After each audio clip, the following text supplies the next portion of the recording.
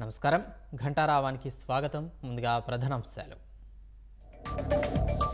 కృష్ణా జిల్లా పాలకహెతిప్ప బీచ్లో విషాదం, ఒకరు మృతి, మరొకరు గల్లంతు.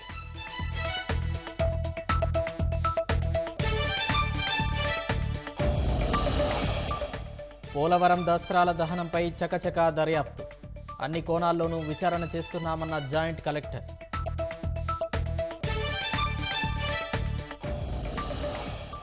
కోల్కతా ఘటన వేళ వైద్య కళాశాలలకు ఎన్ఎంసీ మార్గదర్శకాలు, డాక్టర్ల భద్రతకు తగిన చర్యలు తీసుకోవాలని సూచన.